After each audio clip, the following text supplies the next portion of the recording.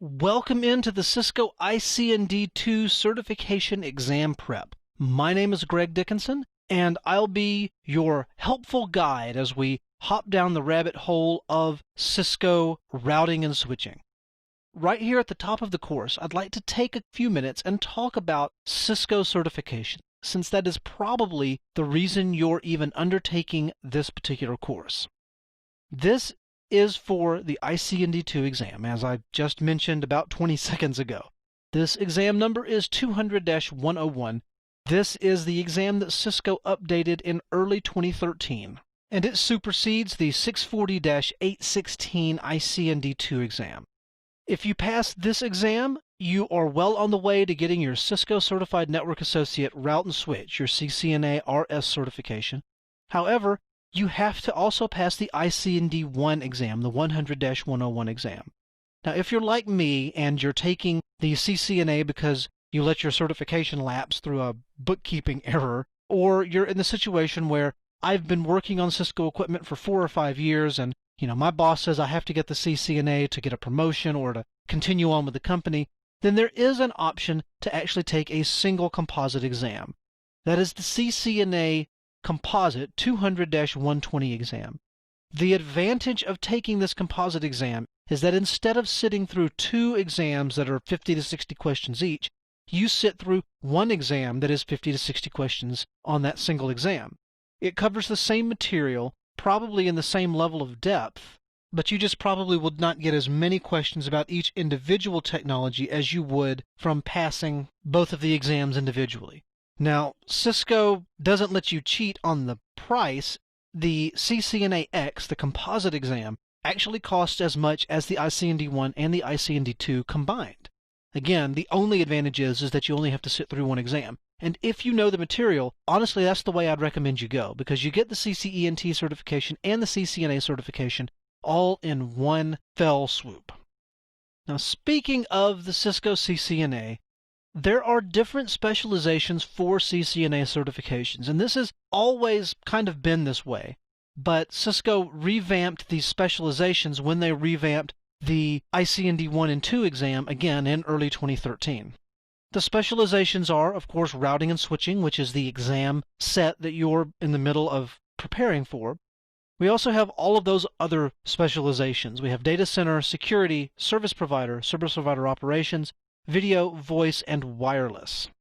Now, most of these specializations require the CCENT or the CCNA route switch as the stepping stone to those certification tracks. I think the only ones that don't are the service provider and service provider operations, simply because service providers and enterprise networks work just about as different as night and day. Well, not quite as night and day, but you get the idea. If you're working for AT&T or Layer 3 or Verizon, you won't have to worry about the same problems as you would if you were working for a small bank with 200 branches. Now, obviously, each of these certification tracks have different exam requirements to get those specialized CCNA certifications. You can't just pass the CCNA route and switch and say, oh, well, I want to specialize in security, so I'm going to call myself a CCNA security. There is actually another exam you have to pass to get the CCNA security. On this last slide, there is the Cisco certification pyramid, as I like to call it, and it lists all of the certification levels. The first level down here is the entry level. That's the CCENT certification, which you get if you pass the ICND1 exam. Next is the associate level, and that's the CCNA route and switch and all of those specializations that we just saw on the last slide. The next is the CCNP, and again, most people get the CCNP route and switch, and then go on to get the CCNP security or CCNP wireless, CCNP voice, etc. You also have the expert level, the CCIE. The difference between all of these and the expert level is that the expert level actually has a practical exam. And from what I understand, it's a pretty grueling 2-day affair. There's not that many CCIEs in the world. There's about 12,000 CCIEs worldwide.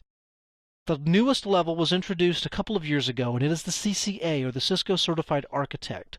As far as I can tell, this is about like getting a doctorate's degree in Cisco architecture. You design a network architecture, you give it to a bunch of other CCAs, and then you have to go before those CCAs and defend your architecture and why you built it the way you did. To be perfectly honest, I don't know anyone that has the CCA certification. If you do, please email me. I'd really like to meet him and find out more about that certification. Something else that this pyramid alludes to is the fact that each of these certifications build upon one another. You have to have the CCENT before you can get the CCNA. You have to have the CCNA before you can get the CCNP. The only one that's different about this is the CCIE. You can take the CCIE written and practical exam without having any of the other prerequisite certifications. I guess Cisco figures if you're froggy enough to go after that expert certification, well, they'll gladly take your money to do so. In reality, if you're studying for a CCIE route and switch, you're going to cover all of the material for professional associate and entry level anyway, so why not go ahead and get the certifications just so you can prove to other people, hey, I'm actually working towards the CCIE. And that's it.